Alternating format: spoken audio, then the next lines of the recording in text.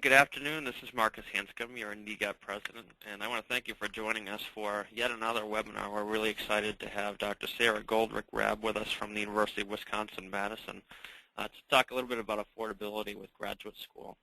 I just want to have a couple of quick housekeeping items. I want to thank you all for coming to the conference. If you're able to attend on the 16th, we had a great conference down at Sacred Heart with 80 members, so we were really excited for that. Had a lot of great sessions and really some great takeaways, so we're excited for that. Don't forget about the upcoming NEGAP Winter PDI for Advanced Graduate Enrollment Management Professionals. That'll be happening on January 24th and 25th in San Juan, so we'd love to have you come for that. And from a selfish reason, I'll be presenting the second day, so I'd love to have you come to the sessions. And finally, our NEGAP annual conference, of course, is coming up in April in Orlando, so we'd love to have you join us there, and likely some cheaper flights going down to the Disney area rather than going down to Austin this year, so we're excited for that. So I want to thank Dr. Sara Goldrick-Rab. She's the Associate Professor of Educational Policy Studies and Sociology at the University of Wisconsin-Madison, and she's also Senior Scholar at the Wisconsin Center for the Advancement of Postsecondary Education. She's a well-published researcher whose studies of what works in college access and success have been placed in journals such as Educational Evaluation and Policy Analysis, Sociology of Education, and Teachers College Record. The quality of her scholarship was recognized by the William T. Grant Foundation's Faculty Scholars Award and the National Academy of Education's Postdoctoral Fellowship, and she received more than $3 million in research support. In 2009, she was lead author of a Brookings Institution blueprint used to craft President Obama's American Graduation Initiative, and in 2010, she authored one of the most widely used reviews of factors promoting community college student access. Since 2008, Dr. Goldrick-Rab has directed the Wisconsin Scholars longitudinal study and the experimental evaluation of the impact of need-based financial aid on college graduation. So we're very excited to having her here, and Dr. Rab, I'll pass it over to you. Thank you so much for the opportunity to be here, and I appreciate all of you that are listening today from around the country, and I'm hoping that we're going to get to have a nice dialogue about these issues. The topic that I'm going to be speaking about is managing the crisis of affordability, helping all graduate students succeed. And you can see there on the screen that I've posted my Twitter handle. I am an active participant on Twitter, and I would really love to engage with you all through that medium, including after this webinar. I will be available for conversation via Twitter if that's something that you enjoy. So to go ahead and get started, we're talking about a crisis, so I always think it's important to sort of define what one means by the crisis. And here I am reflecting a bit on what the public has defined the crisis as evidenced through the media. So for example, National Public Radio has reported that student loan debt exceeds $1 trillion. That's usually followed by several exclamation points. Fox News wonders, what does the fiscal cliff mean for student aid? And the Bill and Melinda Gates Foundation tells us that they are helping out by reimagining aid design and delivery. These headlines run regularly, and they reflect a growing concern among both students and their families about the ability to afford both college at the undergraduate level as well as at the graduate level. There's far less attention paid to what I think is another really important crisis, and it's part of what I will be focusing on today as we think about potential graduate students. That crisis is about low-income students, or more precisely students from low-income families, who are essentially running in place as they strive for higher education. So what you can see in this graph, if you look, the axis at the bottom shows you the range of family income quartiles. So on the left-hand side, you see the bottom 25% of families in this country. And on the right-hand side, you see the top 25%. And you have the middle, of course, in the middle. Then you have in the blue line people who were born between 1961 and 1964. And on the red line, people who were born approximately 20 years later. And what you're seeing as these lines shift is the fraction of them completing college. And what you can see is that decades of investment in opportunities for college have primarily led to growth in college attainment among people from families in the top quartile, and to some degree also in the third as well as fourth quartiles. So you can see, for example, on the right-hand side that, and I don't know if you can see the arrow that I'm using here, but we can see an increase, for example, sorry about that. We can see an increase, for example, in attainment rates from 36% to 54% across both cohorts for the top quartile, and on the far left-hand side you can see an increase in attainment rates from 5% to 9%. And essentially that means that the low-income students are not primarily benefiting from our efforts at this time. So the implications of this crisis in terms of the work that you're doing is that we're facing, in fact, greater difficulty helping students from all backgrounds become first-generation graduate students, that we can't simply rely on previous long-standing efforts around affordability to make that happen, and that we're also facing a challenge not only in getting them to enroll in graduate school, but in retaining them. And we may be seeing additional challenges in retaining them because of the debt and other financial stress that they have incurred while they were undergraduates. So I'm going to pause there and see if there are any questions at this point. I'm hoping to take questions throughout. There was actually only one quick question about the recording. We're actually recording this whole webinar, so if you want to watch it back, you'll be able to see it later on YouTube. And then if you have any questions, I forgot to mention at the beginning, I did mention in the chat, if you go onto the questions box, you can enter your question at any time, and then periodically throughout, Sarah will stop and we'll ask some questions for you. That's right. So every 3 or 4 slides or so, I plan to make sure that if you do have a clarifying question or a more substantive question, that I can take that from you, so you don't have to wait an hour listening to me talk before asking questions. Okay, so what I'm going to be discussing then is this issue of affordability from the student standpoint, because that at this point is what I have most of the data on, although I am also talking to financial aid administrators who I will reflect on a bit today. I believe that these practitioners are critical links between the federal intentions for financial aid policy and the actual experience of students at their schools, and so we need to pay attention to them. I'm also going to be talking about ways that we might enhance affordability and the perception of affordability through better design and delivery of financial aid. And of course, because it is of such interest to your group, I'll be talking about what I think are some implications for how we could more successfully recruit and create the first generation graduate students. I'm going to be talking about students primarily from a study that I've been leading since 2008 called the Wisconsin Scholars Longitudinal Study. You can go to our website, which is listed on the screen, if you're interested in learning more than what I tell you today about the details of that study. And over time, we've been posting information such as presentations and papers on that website, and it's something that you can check if you want to follow our progress. I will describe in a bit of detail some of the results that we have that are obtained by following these students from the moment that they enter college through each and every semester that passes afterwards. And I think that that's important because most of what you hear about undergraduates today are statistics based on either what they look like as they start as freshmen or what they look like as they graduate. And in between those time points is all of the action. All of the experiences in college and their efforts to afford college that actually color them and shape them as people who then become future graduate students. So I would say that what we try to do in the Wisconsin Scholars Longitudinal Study is really open that black box and unpack what it's like for students to go through paying for college and all their strategies for affording college and how that then influences what they're willing to do as graduate students to afford college. I also have some data from analyses of the beginning post-secondary study and the National Educational Longitudinal Study. These are national samples. And I can tell you that when I speak about Wisconsin data, we certainly are cognizant of the fact that the students are in Wisconsin and they're not in Massachusetts or California.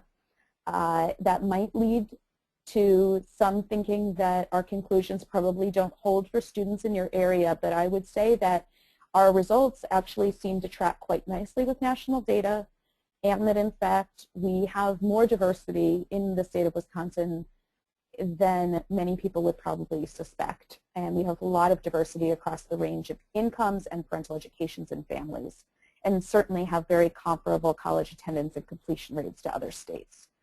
So while you want to take it with a grain of salt, because of course it's not your state's data, I think that it would be good to still probably pay attention to it. Any questions about the study or the data? There actually is a quick question here. Are there studies Okay. about the impact of undergraduate debt on graduate enrollment for the lower quartile versus the upper quartile that you showed in that previous slide? Oh, that's a great question. I really don't think that there is so far, to be honest. I am not familiar with a study that does that. I have seen studies about, well, first of all, there are only a very small handful of studies about the effects of debt that do a good job of isolating the effects of debt from students' characteristics. And by what I mean by that is that students who get debt and who borrow a lot of money are very different than students who don't. And so we would say that they're probably going to have differential chances of going to graduate school and succeeding than other students. So we want to know it's about debt, first of all. So there's not very many studies on the effects of debt on graduate school, and I think from those that are available, I don't think they have disaggregated by family income. And that's actually a wonderful research idea. Any other questions? That's it for now. All right, good, thanks. All right, so let's talk about the notion of affordability, which here I'm putting in quotation marks so that we can consider that it is actually a term that we've created that has meaning of its own. It's not like there's one definition of affordability. And anybody who's ever talked to students and their families probably recognizes this fact, that every family is defining it in a different way. Now, our current approach, our current policy approach to affordability was developed in the 1960s as we were putting together policies for higher education at a national level. And the approach that was developed recognizes that the cost of going to college could be a potential barrier to going, which sounds obvious, but in some respects, given the amount of attention that people pay to academic preparation for college, some people would argue that college costs are in fact not a major barrier. And there's differences in how people think about that. So this policy says, okay, college costs are a potential barrier, and it allows those costs to be determined by colleges and universities with some obvious input from their states. Usually states provide their input through appropriations to the public institutions anyway. So this is a key issue. The costs are therefore a given because they are predetermined by colleges and universities, and they are not controlled by students and their families. The costs of attendance are then discounted with financial aid. So that means that we reach affordability by taking a stated cost and offsetting it with aid. And that aid goes directly to students and not to colleges, and that means that students have to take substantial action. Them and their families have to take action and responsibility. Now, I point all these things out. I recognize that they are obvious. We know how the system works, but I'm pointing them out so that you can recognize that each of these things is a choice, and that it's the way in which we've structured the system that may lead to the outcomes that we now have. So, for example, it was a choice to distribute aid directly to students rather than to colleges. That was another choice that could have been determined, and it was part of the debate at the time. We could have distributed the aid directly to the colleges themselves, and we chose not to. This is a similar system to the voucher system in K-12, which says that if in fact you want to go outside the public system, we give you, or we want to travel to a different, non-neighborhood public school, you can be provided with a voucher that you then have to go use to get a discounted rate at another school. And how does this actually come to define affordability? Well, in order to make college actually affordable, you have to believe that the process that I just described actually works through this price discrimination, which is a term that I'll define in just a moment, and that redistributing money in this way from everybody's tuition to some students through financial aid actually promotes equity. So you have to assume that. You have to assume that it's okay and that people will allow some students to pay more money than other students. And you also have to assume that the extra money paid will go to needy students through financial aid. Finally, and this is a really key point, you have to assume that students from low-income families will actually respond to the discounted price rather than to the sticker price, and that lowering the stated cost of attendance will make the benefits more attractive. So these are all assumptions that we have to rely on right now to achieve affordability, the perception of affordability through our current system. So the theory of price discrimination is that the business model is you offer the same product to everybody at different prices, and you charge the price-sensitive people less. So here you have an example of a movie theater ticket. We're all familiar with this. The admission price to go to a movie is $13.50, and if you have a student ID, it's $7.25. This is very clear and straightforward, and most Americans would probably agree that they understand it. You know whether or not you have a student ID, and while some people could obtain one illegally, most people don't, and they go to the movie theater and they pay their different price, and this works. But in practice, in higher education, rather than have the stated price and the ID price, we have an estimated price that's made up of a bunch of different numbers and an estimated reduced price. And that estimated reduced price is also created by the sum of a bunch of different numbers. So the main takeaway from this is that the actual affordability policy in practice is extremely different than how it operates in theory. Are there any questions about this? There was one question, I'm not sure if you want to address it now, but it was regarding your study. Does it examine a wide range of disciplines as well as That's a fair question. Sure, it does. The study enrolled students, 3,000 students, all of whom were Pell Grant recipients, attending 42 different public colleges and universities across the entire state of Wisconsin, and it enrolled them as freshmen.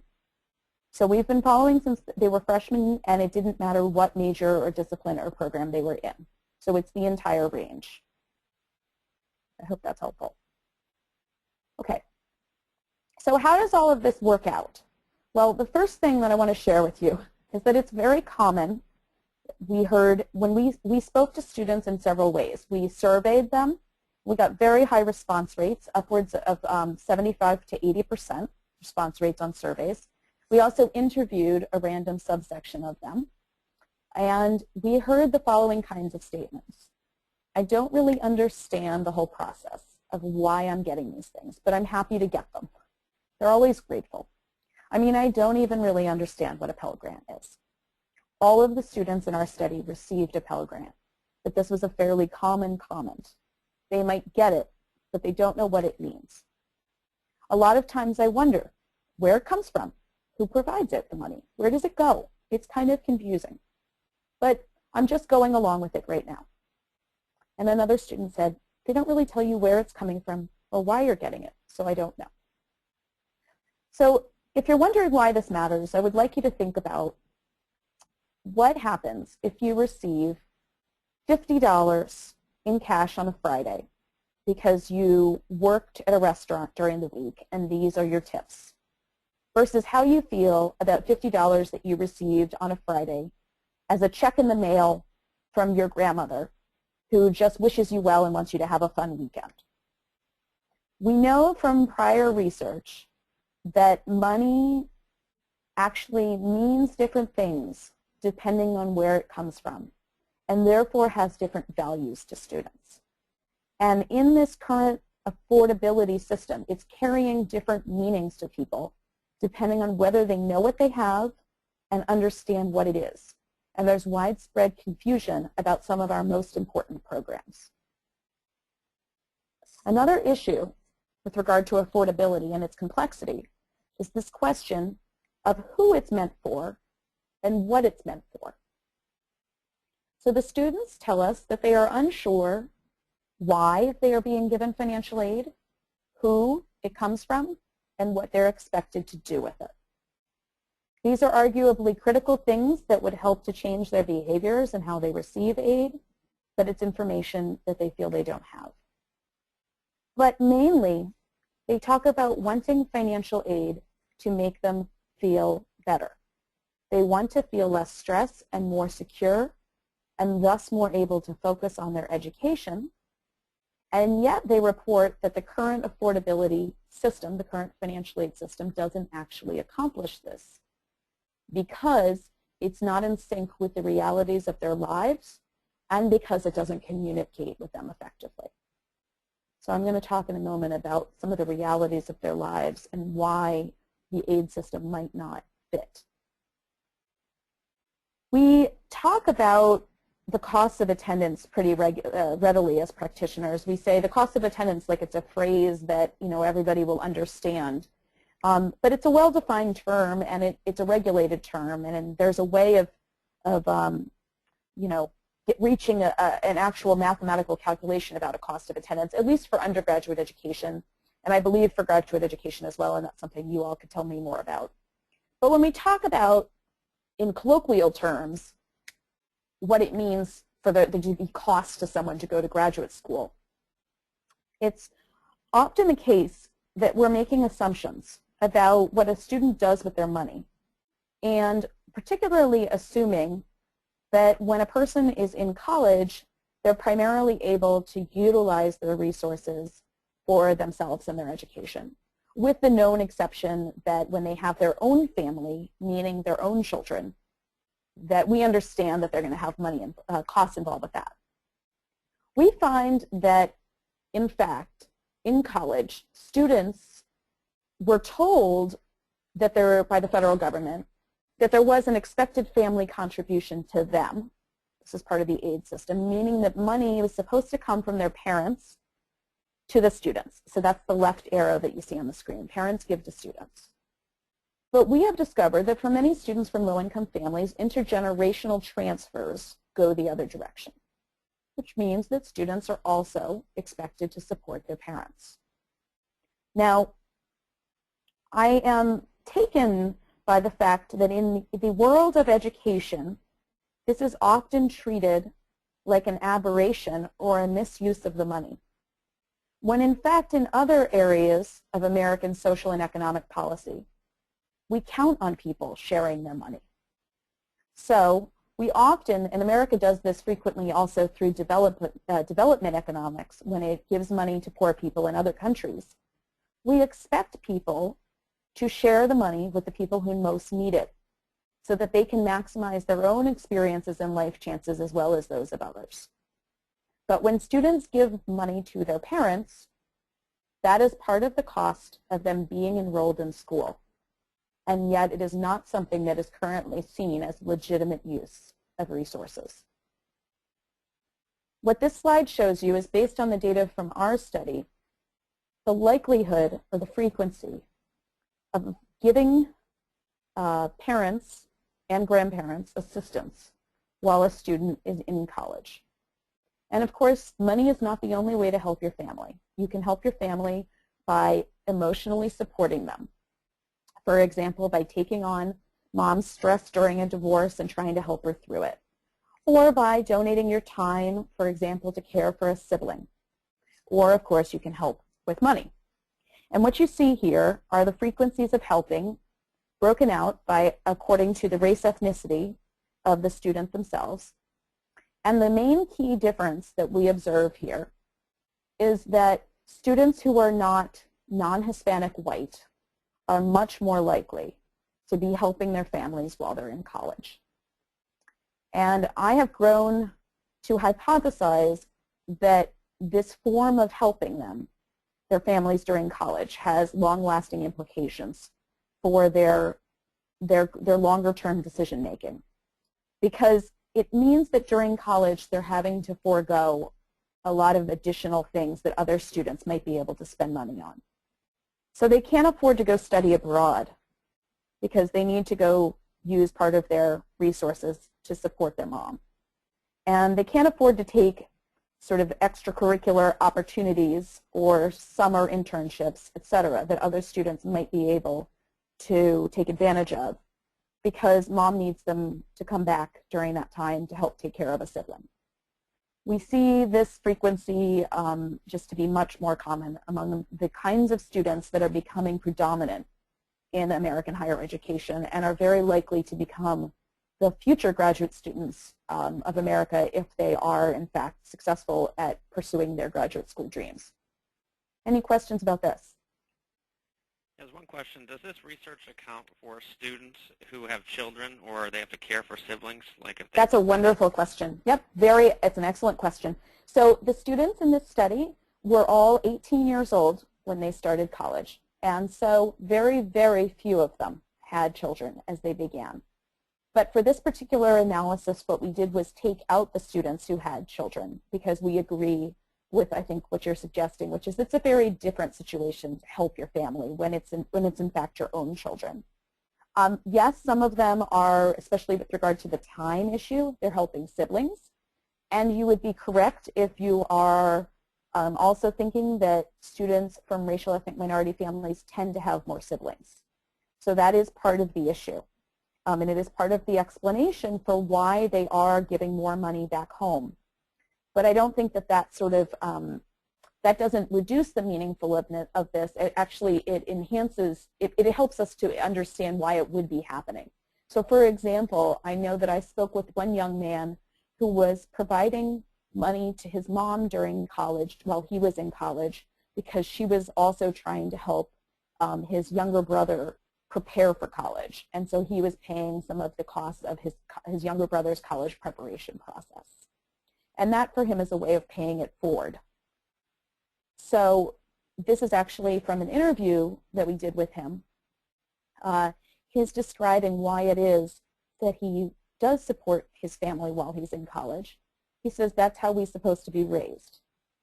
And that he was taught from a young age that whatever you have, and it doesn't have to be much, as long as I come across a certain amount of money that can benefit me and my family, I'm going to try to do that as much as possible. And it's a deeply rooted part of his personal history.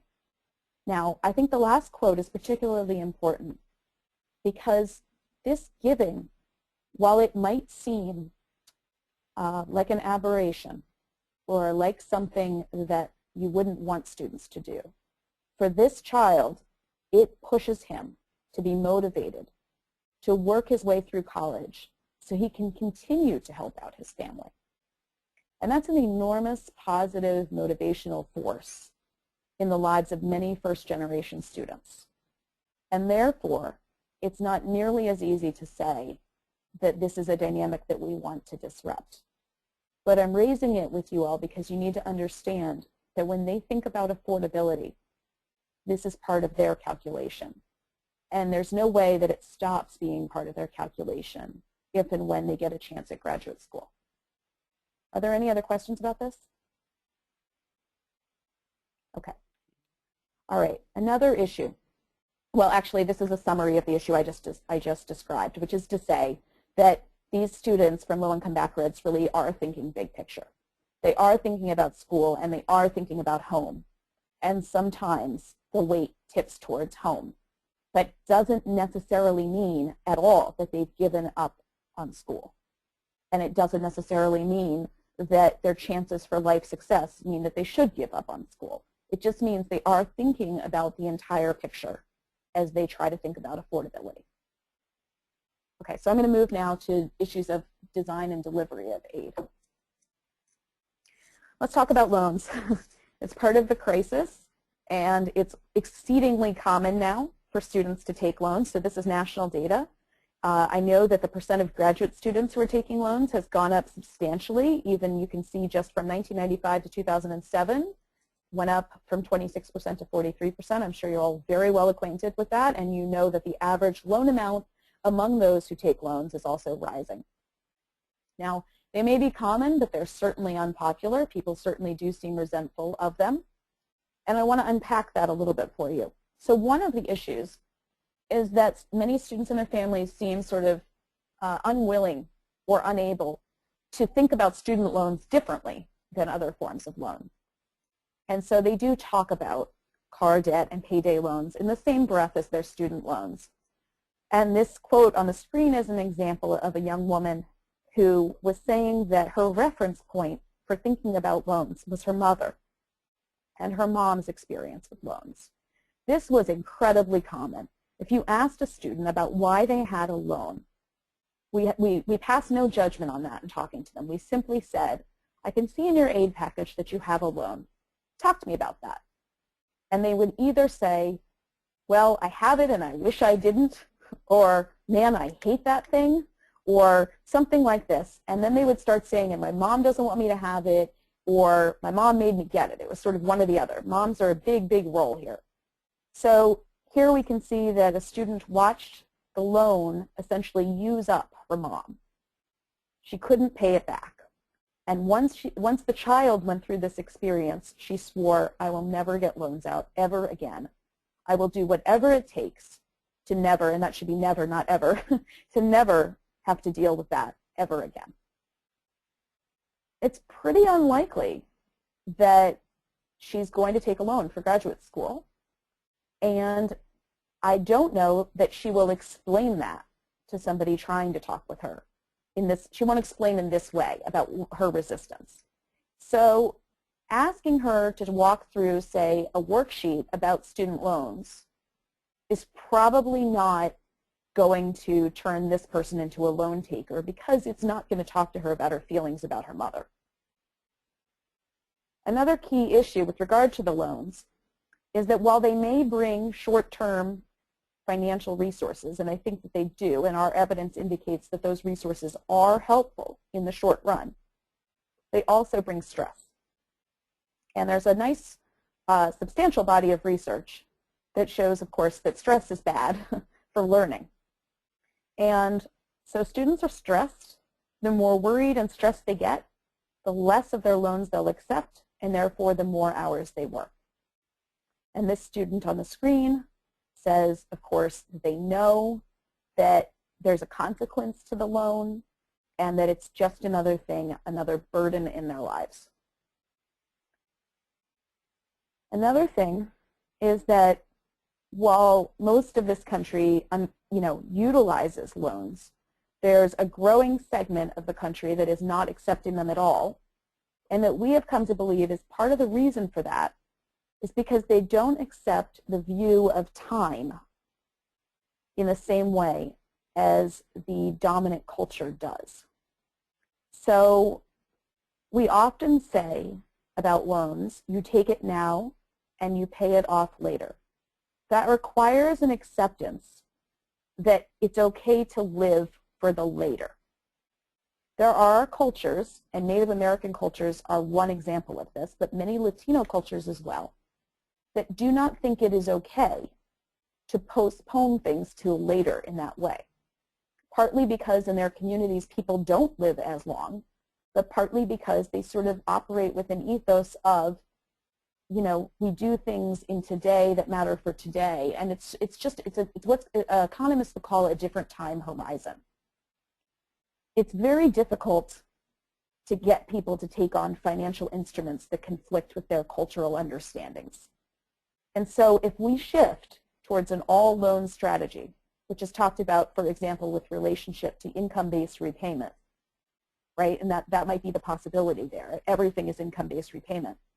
Those groups will be left behind because they're very unlikely to take the loans, regardless of how many times we say it's smart for them. And another issue related to this is that the common language that you should take the loan as a form of self-help doesn't make sense to them. They keep saying, what does self-help even mean, right? If you're helping yourself, then you're doing it for yourself. You don't help yourself. Other people help you. And by this same reasoning, they do not view loans as aid And when their school administrators speak to them about loans in the same breath as financial aid, they come away thinking these people just really don't get it. So it's not a productive conversation. And they constantly ask, why do people talk about it the same way? This is not the same as a grant. Now, I'm not weighing in here on the question of whether or not, for example, subsidized loans are in fact providing, some monetary benefit that they wouldn't get from a private loan, which is obviously true. But what's important is how people perceive these things, because that is in fact how they act on them. Are there any questions about that? There's a whole slew of questions on that. Oh, good. Loans. Great. Okay. Go for it. Is the attitude toward loans different if the loans are subsidized or not subsidized? Yeah, that's a great question, and the answer really is no. And I think you might be surprised, and I was certainly surprised, that a large portion of our sample, upwards of 70% of them, did in fact know the difference. If they could identify the difference on a survey between a subsidized and an unsubsidized loan. In conversation, however, and I think, let me just check, I think I have another slide. No, I don't have a slide on this. In conversation, they have a hard time articulating it themselves. They tend to call it the kind with interest on interest on interest, or the kind with less interest. But no, they still don't like them. What else? Did your survey of these students show how many of these students were told to take out loans versus how many students chose to take out loans as part of their aid package? That's a wonderful question, and in fact, it's one of the key things that I'm really interested in right now as a researcher, and I've designed a new study that I'm hoping will begin next fall to try to unpack that. I think there are many influences for students in their choice of loans, and we hear in popular rhetoric, we hear a lot of talk about some colleges offering their students loans, for example, the for-profits, we hear that. We also hear about colleges that won't offer their students loans. So for example, the College of Menominee Nation, which is a Native American college, and there are colleges, community colleges in California, they do not participate in the loan program. They do not offer loans. Then there are students who have received offers of loans in their aid package and other ones who've had to go and ask for them. We aren't able to disentangle those things right now, but what I can do that's unusual is I can tell you that when students say they don't want a loan, I can actually go and look at their aid package, and I can see that they were offered the loan and turned it down, and how much they turned down, because sometimes they will accept part of it, but not all of it. And it's not at all clear what their rationale is for accepting, say, 30% of it versus 70% of it. And I don't think that they have the information they need to make that decision. They're basically just filling in a number. What are the other questions? Do students view loan forgiveness as aid? No. No, definitely not. We asked about that. They understand that policymakers do, and they really rail against that, because I think the reason lies in that they still have to carry the loan for a period of time, and it hurts. There is so much anxiety produced by holding the loan. We currently do loan counseling at the entrance and exit of college, but they wake up every day as sophomores and juniors while they're in the middle, and every day they worry about what's going to happen later when they have to pay it back. So their view is, because they had to worry about that for so long, it doesn't really feel like help when it's eventually forgiven. Okay, and Another the last question, this is kind of the elephant in the room, I think, for everybody. But we all understand that the increasing burden of loans is terrible. But what specifically can we do as administrators when we do not and cannot control our tuition costs? Yes, I completely understand that. And I think I'm going to get to that in a few minutes, because of course that's what you're wrestling with. This is not in your control. I think what I want to suggest, and what I'm hoping that my research can do in the meantime, is to suggest ways to reframe the discussion about loans and to provide more understanding so that students feel more like their administrators recognize why this is hard for them. Because right now, while you don't control the costs, first of all, they don't understand that. And there's a financial literacy problem where they don't understand who and what drives the costs. but they also feel really misunderstood about these issues. And I think there is really nothing harder than trying to engage educationally and intellectually in a setting where you feel like the people around you don't get it. And you might be more effective at both attracting and enrolling and retaining students if they felt like, at least when you're working with them on affordability issues, that you understand where they're coming from. So I'm hoping that that's how I can contribute here with this information, and I'll talk more about that in a couple of minutes. All right, so moving on, I also want to talk a little bit about a trend that has happened over the last 20 years to 25 years now, which is an increasing tendency to give out grants tied to merit, academic merit. Now, you might just call these scholarships, because that is what we tend to call them, right? If it's money that doesn't have to be paid back and it's being given because you did something good, we tend to call it a scholarship. Now, there's a talk out there that we should maybe give out more money as scholarship money rather than grant money, because we want to make students understand that they are expected to perform, that they're not supposed to simply take the money and not try to do well in school. And when we set out in this study, I was really curious whether, in fact, we were going to find the kinds of students that are sometimes featured in the media, who are basically hanging out in college, enjoying the what one might call the glorified summer camp aspect of college life, rather than the classroom aspect. And what we found, in fact, are that students, at least the Pell Grant recipients that we spoke to, were very focused on ensuring that they got good grades. And I dug back in the literature, and while there has been this recent book, Academically Adrift, that maybe some of you are familiar with, that based on a study of 24 schools tells us that students don't care that much about their learning and aren't learning that much, and that their professors don't learn that much or don't care that much. There is actually another book from the 1960s in which a guy named Howard Becker wrote about the GPA perspective and lamented the fact that students are so focused on their grades that perhaps they ignore the bigger picture, which is to say their learning. We find this sort of similar issue happening where they're very focused on their grades, and they see a connection between how much time they can devote, how much effort they can spend on their studies and their grades.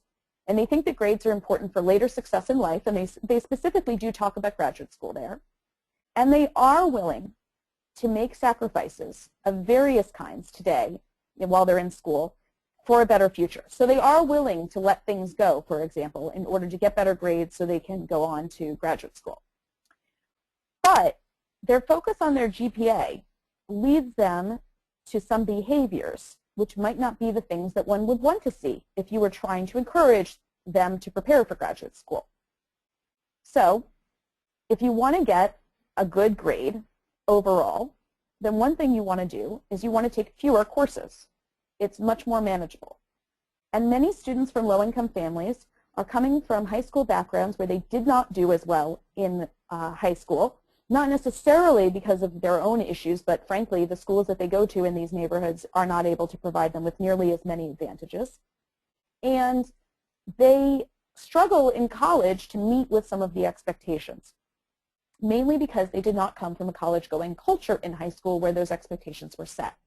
So their natural tendency is to say, take fewer courses to keep their grades up. The problem with that is that financial aid, especially scholarships, are tied to how many courses you take or how many credits you carry. So when a student tries to get A's and takes fewer courses to do so, they end up losing their financial aid. And when they get low grades, let's say they don't manage to get A's and instead they get B's or C's, they can also lose their financial aid. So it puts them in a tough situation where they're now making academic decisions based on their need for money. And this puts them in a fairly impossible bind where they're not sure what to do. And the advice that they get seems to also come from their financial aid officers, not their academic advisors, who will counsel them to take fewer credits to get better grades and keep their financial aid, but it drives up their time to degree. So now they've been in college longer, and it's not necessarily a better financial deal. They have also encouraged them to leave hard majors for easier ones, and this may in fact contribute to them taking easier courses. In a new study, I'm looking at the possibility that financial aid programs are inadvertently pushing some students out of STEM majors and into quote-unquote less rigorous or easier majors where they can get higher grades and keep their financial aid, because the financial constraint is for them a real driving issue, and they have to juggle that with their academics. And this happens because we've tied the two together with strings. And it's very common to add strings these days. It's very popular, and graduate programs especially like to do it. So they like to say, we want to recruit the most promising or talented students, so we will give out a package to students based on the following conditions. They will often, as a talented student, might receive multiple scholarships or grants. So now they have 2 awards in their package. And this can also get complicated. So let's say the first scholarship or grant requires them to take a full-time course load. The second one requires an A average. A student who has both must do both things or risk losing one or more of those grants. But they very often don't realize that. The other thing is, the more requirements, the more likely you are to lose it, and they understand that. So this creates more stress. So here's a student who says, I know I have to get my grades up, but it's not like anybody's contacted me. I think that's one thing I wish I would change, more communication. And she then acknowledges, I mean, it could be on my part too, but no one from AID has communicated with me about anything. And she knows she has to get a 3.2 or a 3.5, so she's not even sure. I'm just feeling like I might get this letter in the mail that says you lost it. Now, there's also a literature on the importance of at least being able to trust in what you have if you're going to try to lean on it. So what we've done here is frustrated a talented student by imposing some requirements that she now worries she can't meet and creating an uncertainty in her life that if she fails, she's now going to face an even greater cost of attendance the next year. Okay, are there any questions about that? One quick one. Should schools offer mandatory financial responsibility classes, and should this be done in high school before credit card debt is involved? Well, I'm not really a should kind of person, but I will say that I think that the research evidence would suggest the need for that. And I would say that I would like to see this provided universally, as this person who's asking the question suggests. I don't think it should be targeted to specific groups, because you never know who's going to become the kind of person who has financial need. For example, a fairly stable middle-class family could suddenly experience a job loss, especially in this economy, and a person might have to make much more complicated decisions than they ever have before, and they need to be prepared. So yes, ideally, I'd like to see post-secondary institutions doing this at all levels, because I think even if we do it in high school, we know that some lessons need reinforcement. So I think that would be great. And I know that there are national initiatives. I know that, for example, the Obama administration has a financial capabilities initiative that's working on these sorts of things. Okay, so lastly, with the remaining time that I have, I want to speak a little bit about some thoughts on creating first-generation graduate students. So the first thing that I think these findings suggest is the need for much better communication. And I want to try to be as specific as I can with you about what that means. First of all, money falls into the sensitive category, things that are difficult for people to talk about. These are best addressed via human contact. I do not personally think that the students in our study would respond very well to a web-based intervention with regard to this. I think that even if the best you can do is get on the phone or Skype rather than face-to-face, these things are addressed via human contact. You need to understand where they're coming from when they're talking about coming to graduate school. You need to understand how they paid for college. I don't think you need to ask personal questions like, did you get financial aid? I think you just simply need to say, what was your strategy for paying for college? And there are implications of how they paid for college for how then they might finance graduate school. It would obviously be possible that somebody who borrowed money for college might be less willing to take out money for graduate school as a result. Or maybe they really understand that there's a benefit to it and they're willing to do it. When you assess their willingness to borrow money and communicate with them about loans, try to learn as much as you can about their beliefs about these things. I'm a sociologist, and our perspective on reality is that reality is in the mind of the person themselves. There is no pure reality. Whatever is that student's reality with regard to time and willingness to take on debt is in fact the reality that you have to deal with if you want to try to help them to come to a decision. So you need to understand what that reality is. And you need to understand that you need to help them understand the time point at which the loans will come due. They are very frightened by the talk of rhetoric and crisis, that the federal government is going to suddenly decide to start collecting on loans overnight. They have said, well, I saw this news article and it said they're going to end the subsidy. So does that mean that next week I have to start paying on my loan? So they're aware that terms could change, and they're deeply distrustful of anyone who says, well, it's going to be this way and it'll all be okay. So I think it's important to try to communicate that, yes, you acknowledge that things do change and you're giving them the best information you can give them at the moment, and that you're happy to continue to take questions. Finally, on this point, you need to ask them who else has to be involved in their decision making. And I know going back, a couple of decades, people used to say to women, well, does your husband need to be involved in this decision? And I'm certainly not suggesting something of that ilk here. But you need to recognize that for some of them, they're not going to disclose to you that they are in fact supporting their parents or grandparents or siblings while they're in graduate school. But ask them, who are the people whose needs you're having to consider when you're thinking this through? And for example, it might be that you're assuming that if they take loans, they won't need to work. And they know they're going to need to take loans and work while they're in school because of their family. So they need you to have a conversation with them about how to have even more resources for graduate school than you personally think they need, because they know where their money is really going to go. Helping all graduate students, not just the low-income ones.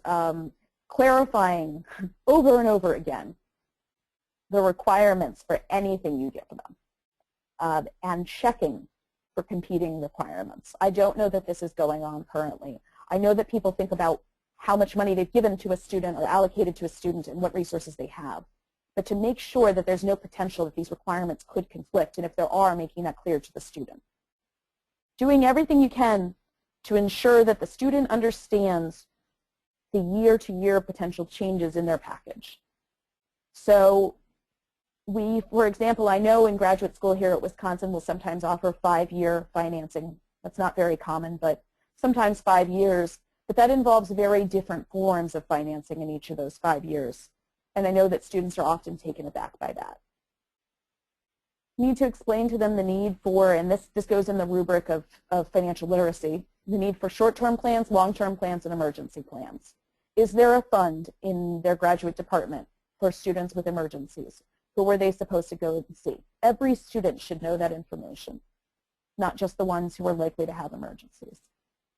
Talking about loans openly and honestly, which means talking about them with all their pros and their cons. And I think that to be fair and to follow regulatory rules and all these sorts of things, and to do your job, just try to talk about them in as value neutral a sense as you possibly can. And I'm sure that's what you're probably already doing, but the students really appreciate at least knowing that you don't think that loans are 100% just good, which is their common perception. And finally, try to avoid sort of the judgment in saying, one common refrain that students tell us about their administrators is that they say to them, well, what do you need all this money for?